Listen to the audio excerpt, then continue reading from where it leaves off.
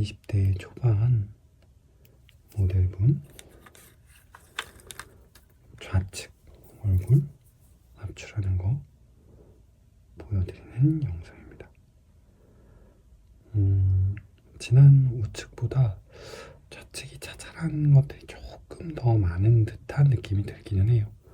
그래서 좌측 압출하는 시간이 조금 더 걸릴 수도 있을 것 같습니다.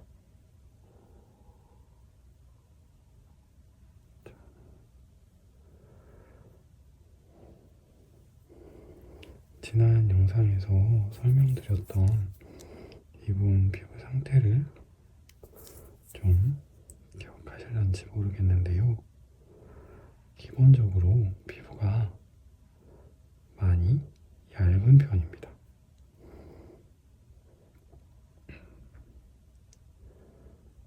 표피 자체가 얇아서 피부 장벽이 얇아지기 쉽습니다. 피지량도 많지 않다 보니까 기본적으로 이분은 피부가 얇고 건조해지기 쉽다 라는 특징을 가지고 있는 걸로 이해를 하셔야 될 것 같아요. 그래서 이분이 오히려 사춘기 때는 여드름이 별로 안 나셨었대요. 중학생 때는 전혀 크게 신경을 쓰지 않으셨고 고등학생 때 와서도 큰 염증 한두 개 정도 나는 수준의 그런 피부이셨다고 해요. 그 말은 타고난 피부 양상은 기본적으로 건조한 편이다, 얇고 건조한 편이다 라고 이해하시면 될 것 같습니다. 만약에 타고난 피부가 기본적으로 피지량이 많고 피부가 두껍고 이렇다고 하면 사춘기 때 무조건 여드름이 올라옵니다. 사춘기 때 여드름이 올라왔다고 해서 무조건 그 피부가 두껍다는 얘기는 아니에요. 피부가 얇아도 사춘기 때 피부가 여드름이 올라올 수는 있습니다. 다만 사춘기 때 여드름이 안 올라왔다면 우선은 피부가 두꺼운 건 아닙니다. 여드름이 올라온 경우에는 두꺼운 경우도 있고 얇은 경우도 있지만 여드름이 안 올라왔다면 그때는 피부가 두꺼운 편은 아니라고 보셔야 합니다. 피지가 호르몬 영향으로 과량으로 늘어나는 그 시기에도 피부에 트러블을 일으킬 만큼 피지 분비량이 많지는 않았다는 얘기이기 때문에요. 그리고 호르몬 영향으로 각질세포도 엄청 빠르게 올라와서 그때는 피부가 트러블이 생기기 쉬운데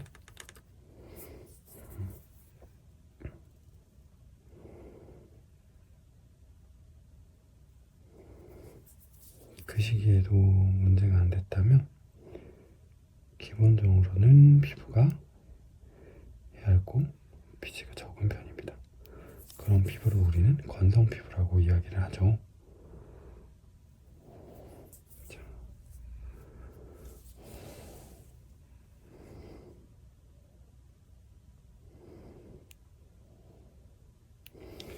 그렇게 피부가 얇은 편이시고 건조한 편이셨는데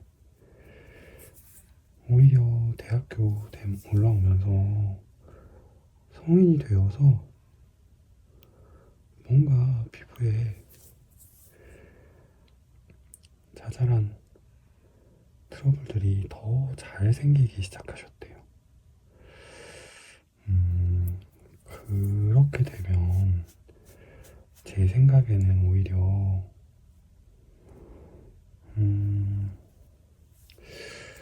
메이크업을 하고 그러시면서 증상이 더 나빠지신 건 아닌가 생각이 듭니다. 요즘 중고등학생 때도 메이크업을 하시긴 하시겠지만 그래도 성인이 되었을 때보다는 덜 하셨을 것 같거든요. 요즘 학생들은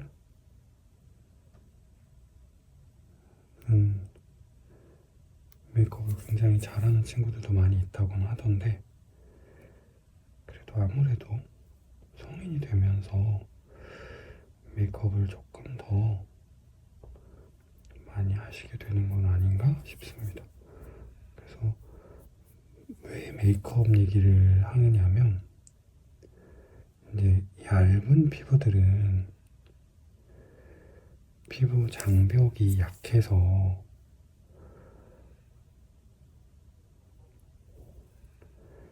메이크업이나 이런 색조 제품들을 썼을 때 그것 때문에 피부가 예민해질 확률이 더 높습니다. 성인이 되어서 뭔가 트러블이 더 잘 생기기 시작했어요 라고 한다면, 그거는 그 성인이 되면서 뭔가 피부 관리나 생활 패턴이 변하게 되고 그거에 영향을 받았다는 건데요.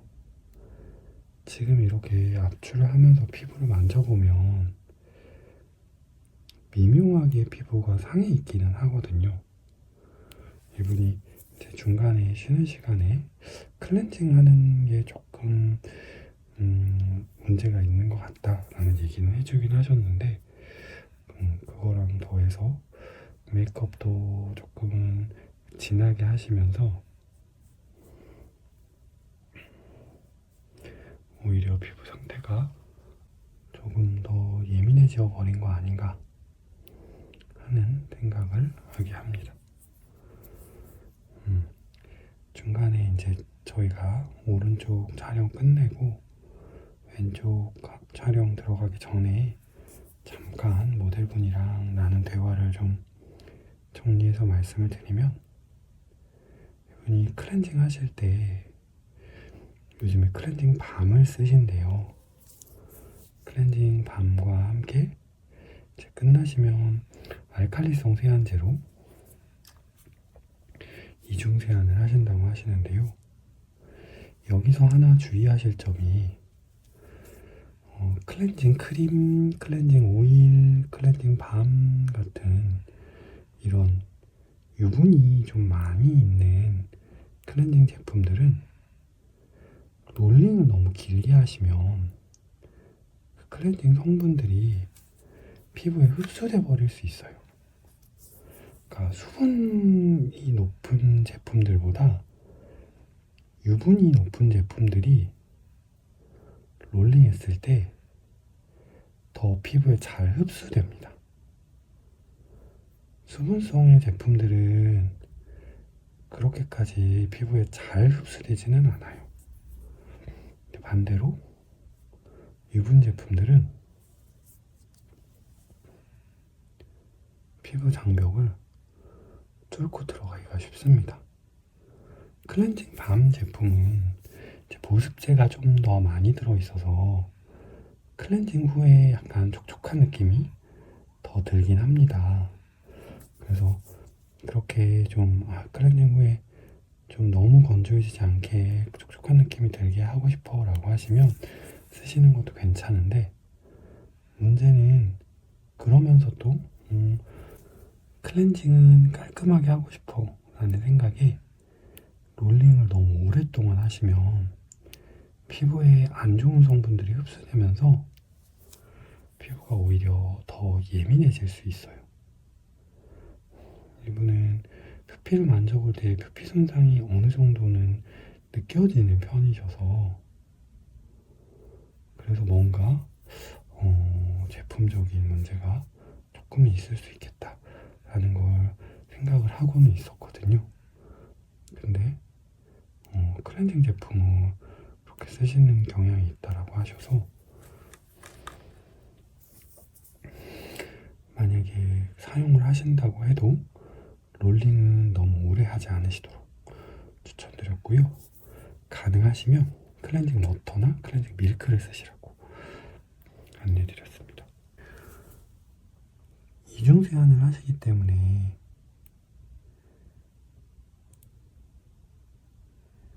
클렌징 밤으로 한번 세안하신 이후에 알칼리성 세안제로 한 번 더 이렇게 클렌징 폼으로 세안을 하신다고 하셨는데요. 알칼리성 세안제가 세정력이 좀 더 강하긴 하지만 산성 세안제가 그렇다고 무조건 좋은 건 아닙니다. 산성 세안제임에도 그냥 pH만 산성이지 피부에 손상을 많이 입히는 제품도 있습니다. 그래서 알칼리성 세안제에 비해서 피부에 더 자극적인 산성 세안제도 있어요. 그래서 알칼리성과 산성을 나누는 거는 저는 좀 중요하지 않다고 보고요. 오히려 저는 이런 세안 과정에서 롤링이 더 영향을 많이 미친다고 봅니다. 그러니까 아무리 부드러운 알칼리성, 산성 세안제라고 하더라도 엄청 오랫동안 막 3분, 5분 계속 롤링하고 있으면 피부에 자극이 될 수밖에 없어요. 반대로 조금 강한 세안제라고 하더라도 피부 상태에 맞춰서 짧게 정확하게 잘 사용해주면 또 피부에 괜찮습니다. 뭐 아주 약한 피부에는 절대 안 되는 또 강한 세안제들이 있긴 하지만 시중에서 판매되는 제품들이 그렇게 강한 것까지는 요즘은 거의 없으니까요. 그래서 제가 이제 세안제 얘기를 쭉 듣고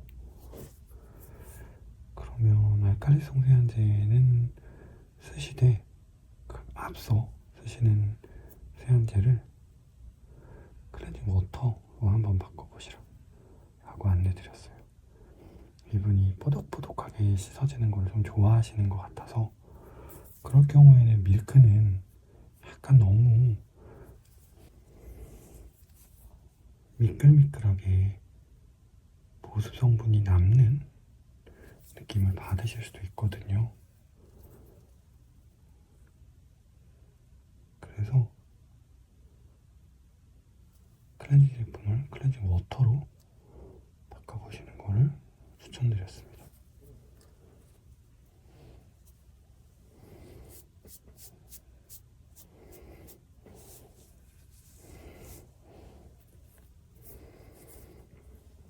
다만 클렌징 워터를 사용을 하실 때 화장솜을 사용하지 않으시고 그러니까 패드 없이 그냥 맨손으로 닦아보시는 걸 추천드렸어요.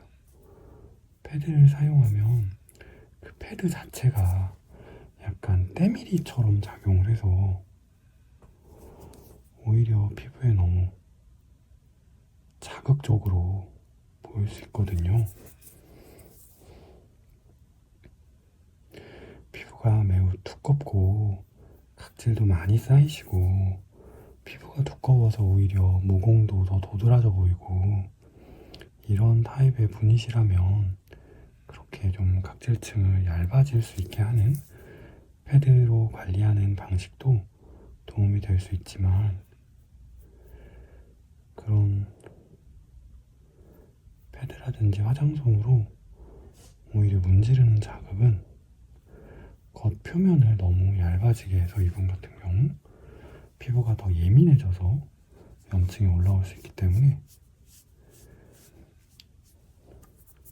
그런 식의 세안은 피하시고 클렌징 워터를 이용해서 유분감은 거의 없이 이렇게 약간 포독포독하게 씻어내시되 손으로만 해서 외부 각질층이 너무 손상되지 않도록 하시는 걸 추천드렸습니다.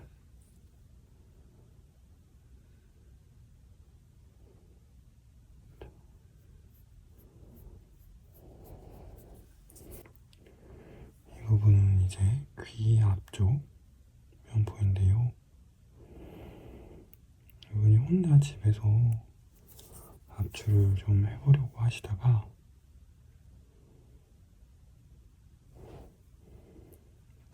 해서 덧나고 그런 적이 많이 있으셨대요. 빨갛게 자국만 남고요. 사실 저도 거울 보고 하는 셀프 압출은 잘 못하거든요. 저희 영상 보시고 댓글로 혼자 압출하는 법 알려달라고 이야기 많이들 하시는데요. 혼자 하든 남을 해주는 거든 압출하는 거는 똑같습니다. 모공을 정확히 찾고 거기서 적당한 크기로 안에 씨앗 크기에 맞춰 적당한 크기와 적당한 깊이로 커팅을 하고 나면 자연스럽게 이제 피지가 빠져나올 수 있도록 적당한 힘으로 눌러주는 거죠. 근데 저 같은 경우는 그게 안 돼요. 거울 보고 모공을 정확하게 압출을 못 하겠어요.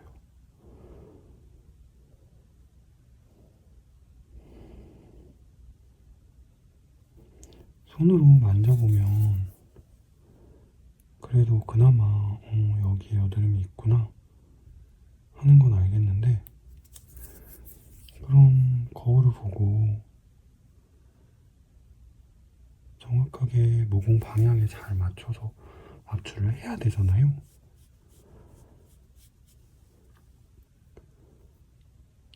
압출이 아니라 커팅이죠, 커팅. 커팅을 해야 되는데 저는 그걸 못 맞추겠어요. 커팅이 안 됩니다.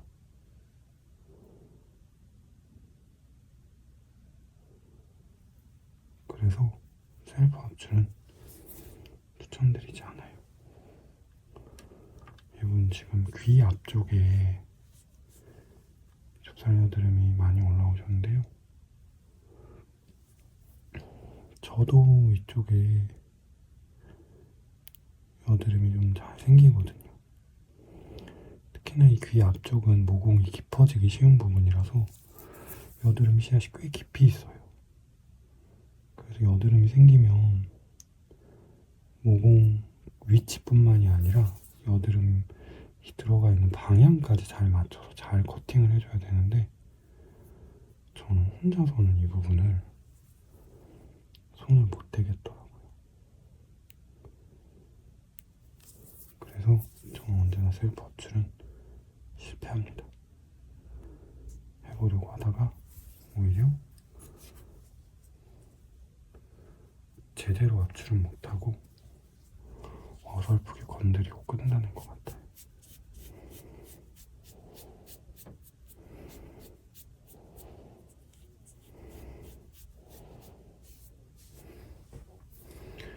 볼 쪽 부분에 염증이 좀 크게 하나 있는데요. 이분이 압출하려고 하다가 몇 군데 덧났다라고 이야기하시는데 이 부분이 그런 부분 아닌가 싶습니다.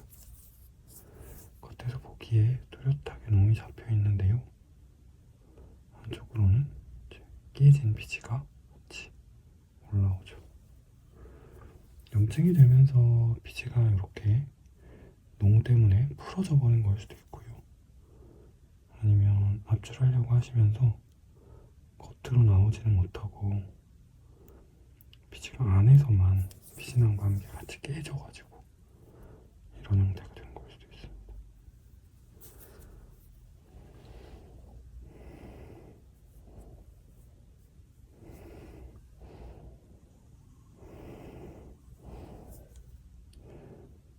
그래도 기본적인 피지량이 많지 않으시니까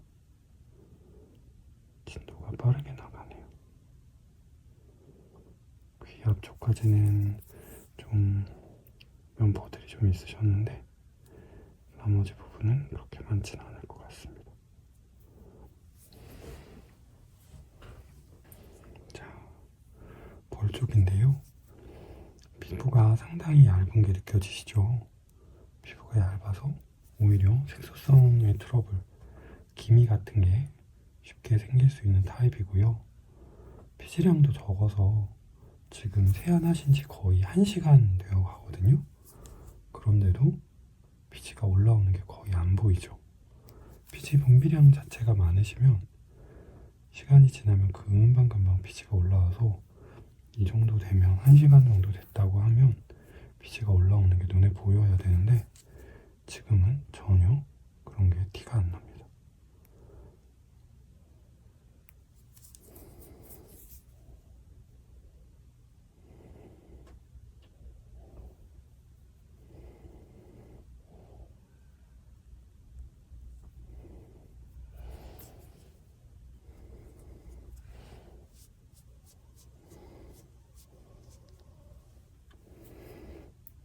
볼 쪽으로는 압출량이 별로 없는데요.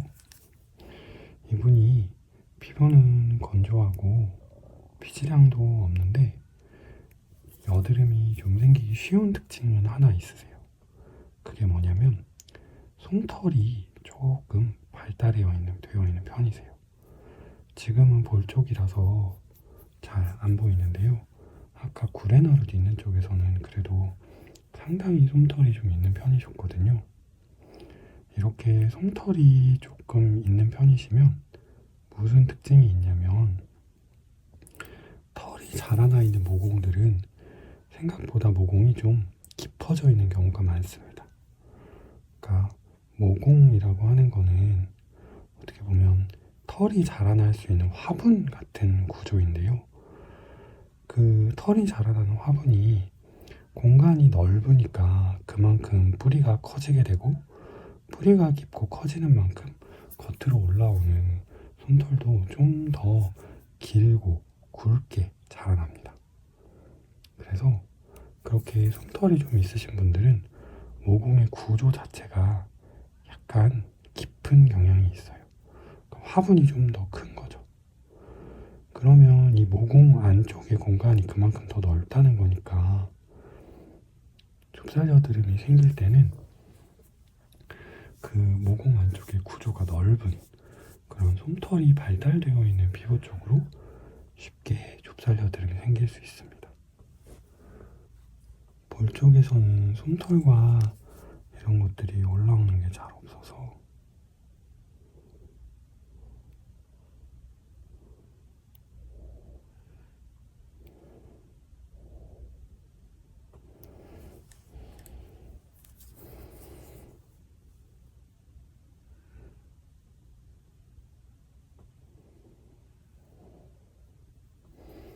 출량이 많지는 않은 것 같습니다.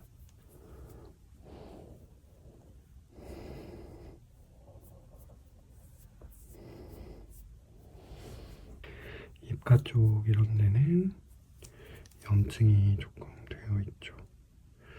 이런 부분은 아마 눈에도 잘 보이고 왠지 압출하면 잘 될 것 같은 부위라서 손을 좀 대셨던 걸 수 있을 것 같습니다. 근데 참고로 말씀드리면 여기 입꼬리에서 옆으로 빠져나온 부분, 이 부분은 저도 압출하기 좀 어려운 그런 부분입니다. 밑에 받쳐주는 게 없기 때문에 압출할 때 힘을 주기가 쉽지 않아요.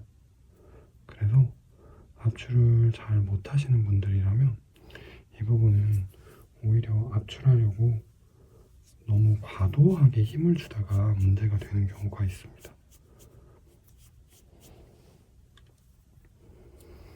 그래서 집에서 혼자 압출을 해보고 싶어 하신다고 하시더라도 이 부분은 손을 잘 안 대시는 거로 추천드립니다. 압출하기 어려운 부분이에요.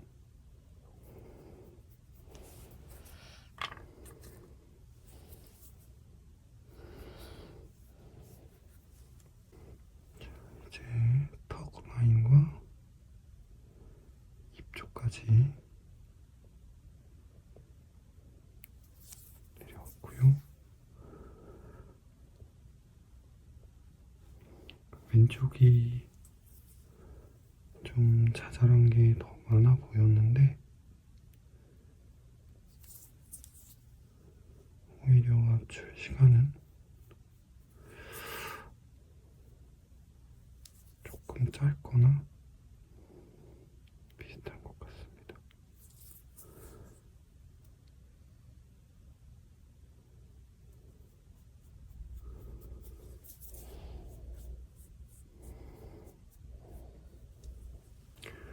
마지막으로 턱은 입가 쪽 압출하면 될 것 같은데 아주 자잘한 것들이 조금씩 있죠.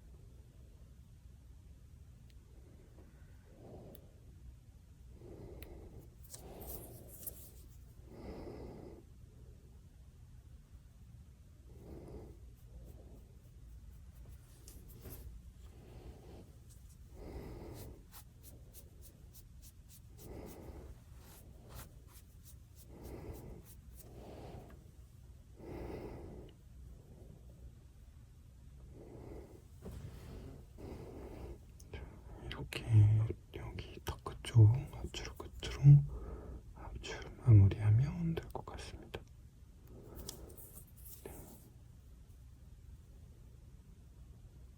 자, 다 되셨고요. 오늘 압출은